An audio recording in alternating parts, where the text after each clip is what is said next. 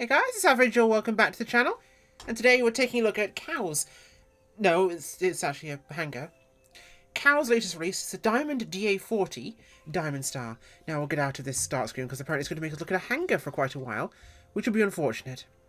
But this here, we'll do a little walk around as we talk, is the DA40 Diamond Star. It's an Austrian 4-seat single-engine aircraft. Composite material. We've obviously looked at their DA42 already in FS 2020. Now, this is for 2020 and 2024. They're likely going to be very similar, based on it being the same aircraft. Now, this is not 2024 native. It contains the same file structure as 2020, which is how you can tell. But it is compatible. So, as you're going to tell, pilot figures will probably be a fun issue with 24, as compatibility is still not working. Now, the 2,200 of these have been built as of 2020. And specs-wise, you're looking at an aircraft powered by a Lycoming IO360, which is 180 horsepower, giving us a cruising speed of 151 knots and a stall speed of about 49 knots. Range just under 800 nautical miles. So, modelling and texture-wise, pretty good. I do like it. I do like the fact they've included some bug splatter. Not everyone will like that, but I think it's a good feature because it's real. It's extremely realistic. You tend to wash it off and wipe it, but it's realistic. But it does get removed. Now, being that it's not native, there are no native walk-around features in this aircraft. But you can get in with Shift C, like all aircraft. This does mean I can open the canopy and not get thrown out of the aircraft, which is quite nice to have as an option.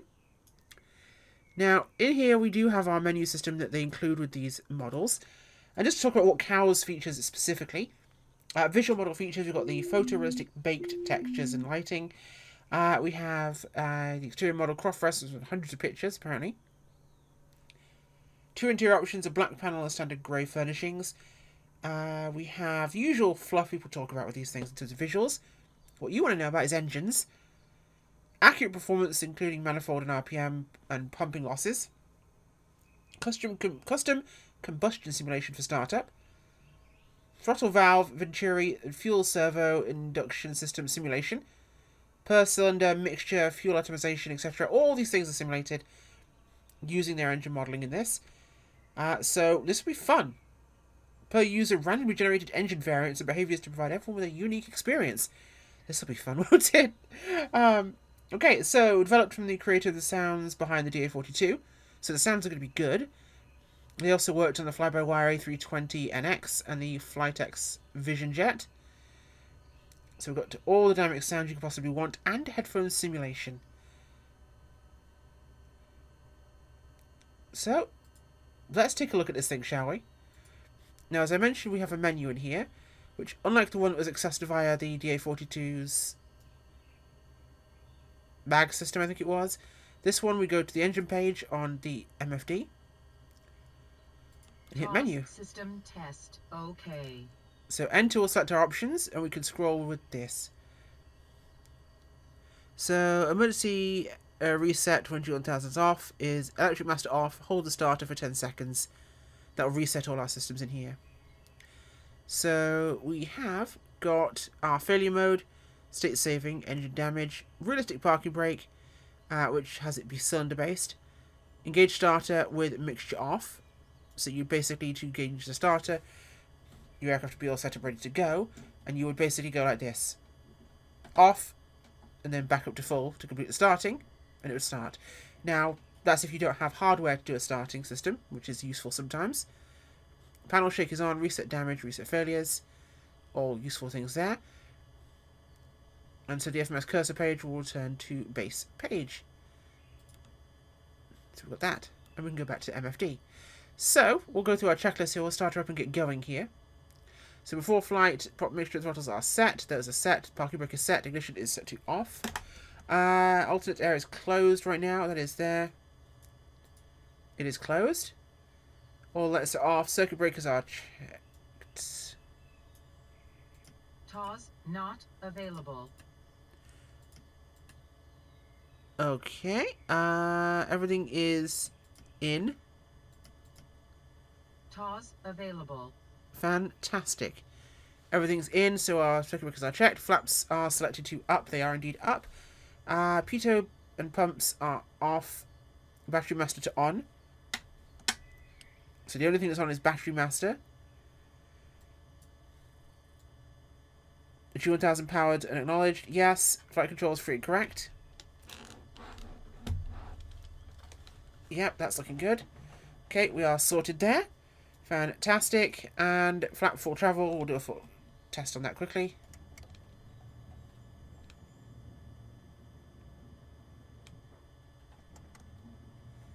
Full travel on flaps is available. Fantastic. Okay. And fuel selector to lowest tank. Right now it's going to be our left tank, so we'll use left tank for this. Okay. So, let's go to engine start, shall we? Doors closed. That'll be up here. Okay, door is closed. Throttle is open 2 inches. Quite a bit, actually, until you put it on there. Okay, fuel pump is on, so that's going to be here. Make sure we to full rich. It is full rich right now. Throttle is, yeah, okay. Proper air clear, ignition start, max 10 seconds. Okay, so pump on.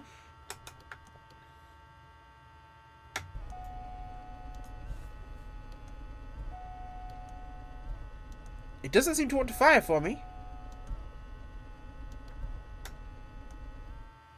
Interesting. Okay. Am I doing something wrong? Because that's my starter is turning my key, which would be normal, correct? And we're getting oil pressure, alternator, and pitot off. Okay.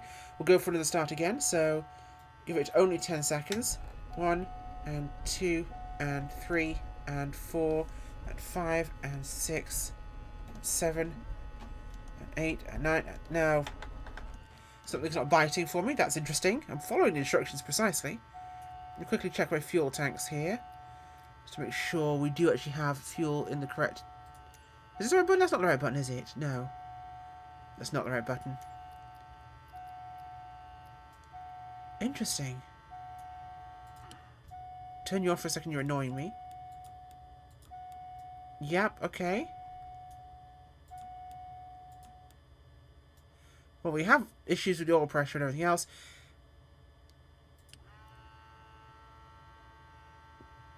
Fuel pressure goes up, but not much. Oh, that's fuel flow. That's fuel pressure. Never mind, I'm an idiot. Okay, fuel flow would be there. We'll give it another try.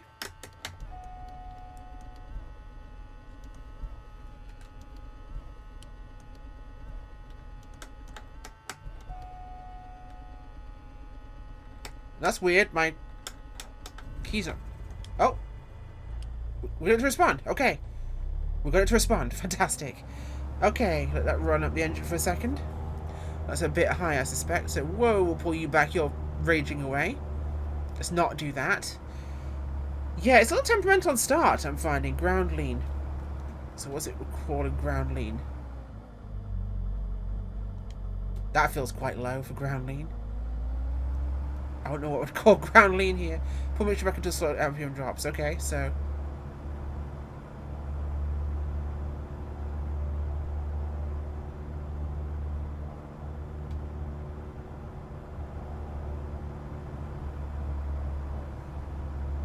yeah, pull mixture back until it drops, and it did.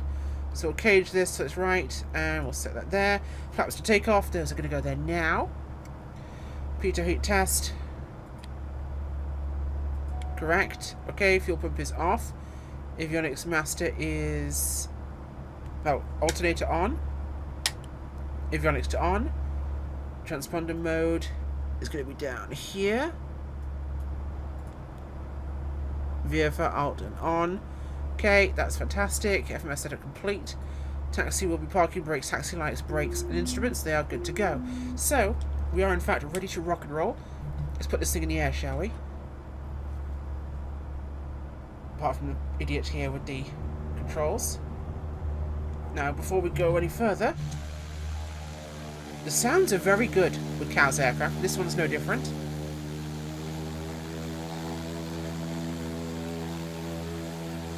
They do sound distinctly Diamond-y.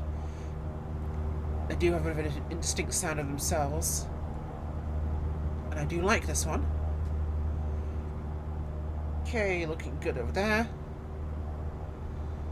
Now I've updated my GPU and I have all sorts of things like road traffic and air traffic turned on, and you'll see idiot local traffic going zooming down taxiways shortly.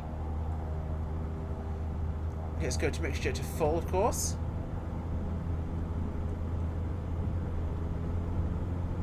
What is that? Is that a B50? That's a B50. It's a Bobcat. Interesting. Didn't know there's a little AI traffic. Okay, get a pitch back here. She comes away nice and easy. Is powered back a little bit there. Okay, looking good. Nose down to gain some airspeed here. Pull those flaps in.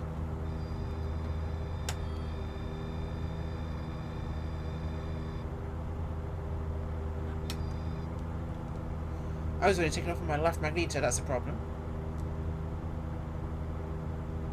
Okay.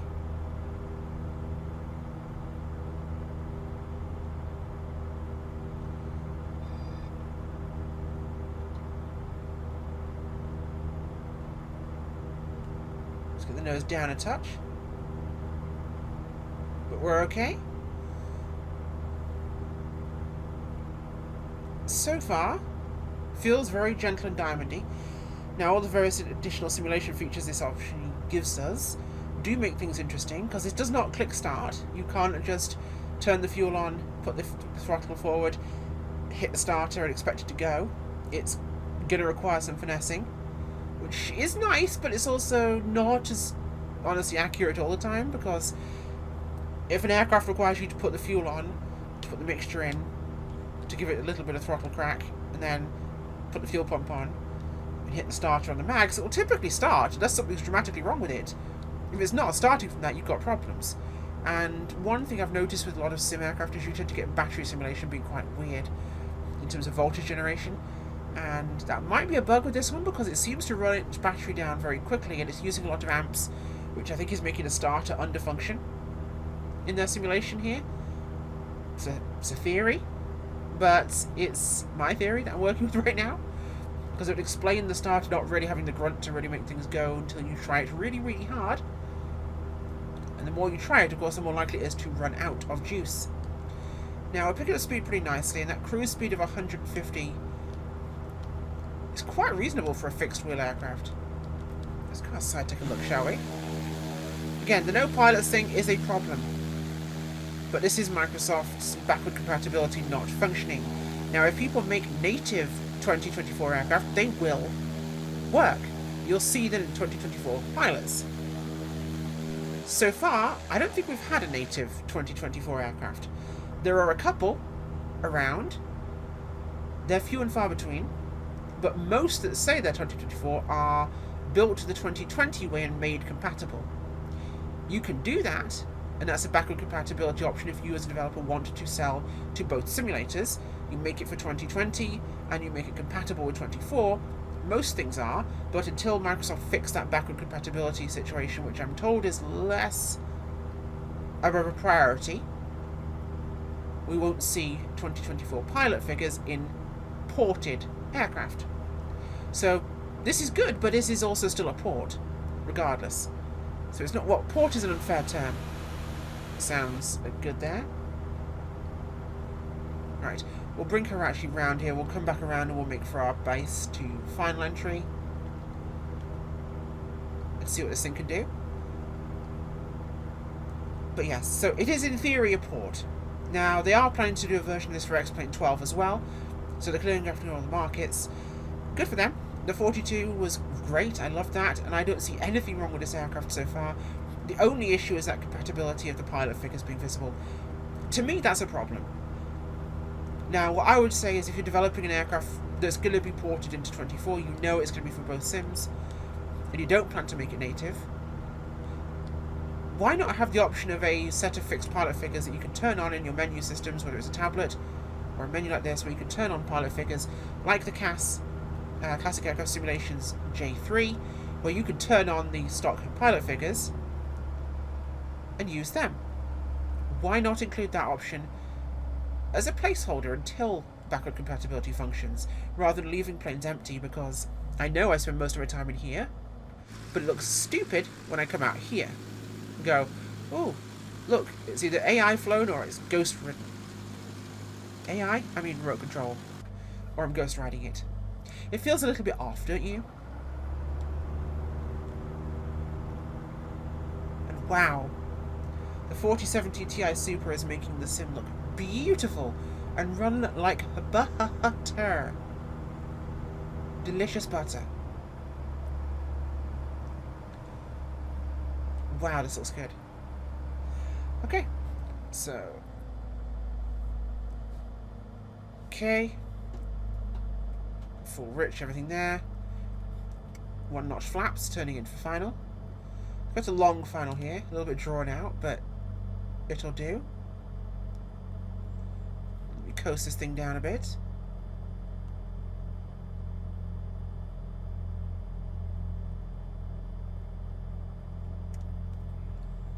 Okay, and we'll line her up here. Yeah, like I said, a little far out. It's not quite the box pattern, but it's giving me an impression of how it behaves in terms of the glide. I was giving myself more room because aircraft like this tend to be slippery, and that can result in them not wanting to lose speed or altitude fairly quickly. Let's see if I can trim myself here to a glide slope that I want. Okay, looking good. Bring it down here. Let it settle somewhat.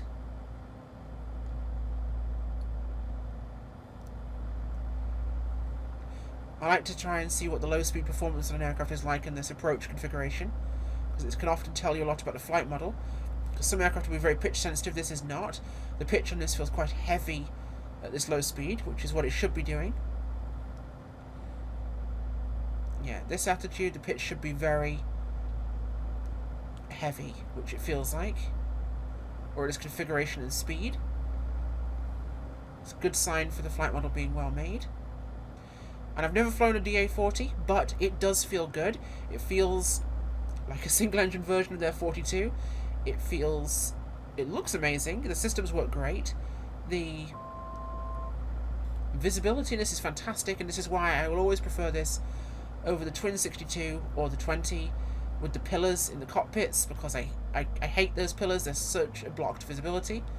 Whereas look at this, you've got this huge 180-degree panorama. It's amazing.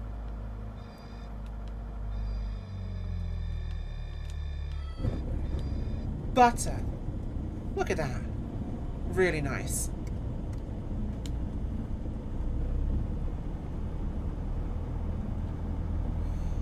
Now, you do not have nose wheel steering per se in this aircraft, as far as I'm aware. You have differential braking. So, welcome to the old school. For those of you who've taxied Cessnas on grass, you'll be pretty used to that. Which is why my steering looks a little bit jerky at times. There's little dabs of the brakes, and you can steer it very nicely, actually. So that is going to be a minus point for those of you who do not have differential brakes as options on your controls. It will make taxiing a little bit harder. But it's not too bad after all. There we go. Nice and easy. So what do I think? For $40 dingo dollars, or $48 dingo dollars, which comes into about 30 US, it's not bad for the price. You get a very in-depth GA single aircraft with good systems, with good menu access finally, because the last one they had, I wasn't a big fan of the menu on the 42. This is actually a much better implementation. I do like it, and I like the options it includes. It's reasonable for a full systems depth modern GA aircraft. A good price, well implemented, and gets the Avangel seal of approval, because there's been some interesting releases recently, and I'm rather glad to fly a good one. Because there've been some interesting things that have come out. There we go. And the sounds are very nice on this. I do like them. Definitely a positive note here. And is that a... that is... a 310. I'm loving seeing some of the aircraft that are available in the AI aircraft in the new sim. So let's shut this down, shall we? There we go. Pop the hood. We'll pop outside. Oh, I don't need to do that anymore. I can just get out. The best feature of 2024 by a long stretch. I like it. I would prefer it to be native and to have the pilot figures. Especially being such a small aircraft, it would be such a big feature, you know, seeing your pilots. And it'd be a cool aircraft, of course, to have the various things like chocks, covers, etc. on the aircraft. I'm hoping we see more of that as we go forwards. Maybe as playership of 2020 goes down and 24 goes up, we'll see more of a transition there. But right now, developers are rightfully making their offerings to be to both simulators, which is smart, because you can reconfigure the files in such a way that it's 2024, but it needs work and it has to be specific, and there's not a lot of work to justify them doing two separate versions fully when you can be compatible. The pilot thing is a problem for me. It's not the end of the world, but it's certainly not my preference. Anyway, that's enough of me rambling. I think this is worth buying if you like GA single aircraft, especially more modern ones. Thank you for watching, and I'll see you all soon. This one's staying in my hangar. Bye!